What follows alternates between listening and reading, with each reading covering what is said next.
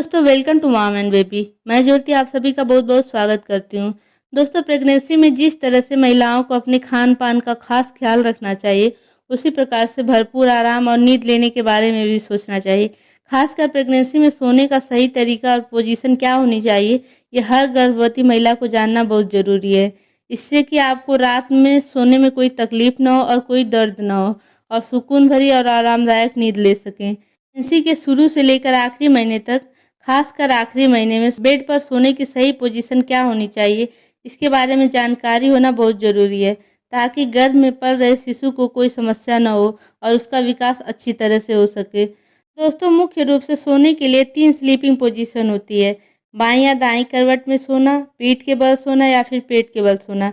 लेकिन प्रेगनेंसी की सभी तिमाही में इन तीनों स्लीपिंग पोजीशन में बेस्ट और कंफर्टेबल कौन सा होता है, यह जानना बहुत ज़रूरी है कि आपके बच्चे का विकास अच्छी तरह से हो सके तथा उसके ब्रेन फंक्शन अच्छी तरह से काम कर सके। प्रेगनेंसी की तीनों तिमाही में सोने का तरीका अलग अलग होता है।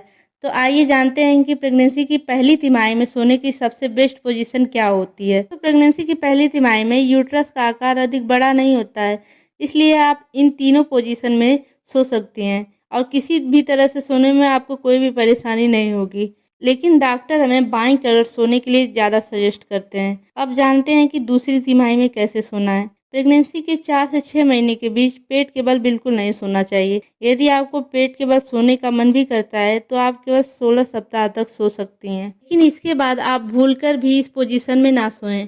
लेकिन दोस्तों अगर आपकी प्रेगनेंसी में कोई रिस्क है या फिर डॉक्टर आपको एक्स्ट्रा सुपरविजन में रखे हैं, तो आपको पेट के बल नहीं सोना चाहिए। इससे आपको मिसकैरेज होने का खतरा हो सकता है, क्योंकि चौथे महीने में पेट का आकार बढ़ जाता है, जिससे कि पेट के बल सोने में यूट्रस और ब्लड वेसल्स पर दबाव पड़ता है।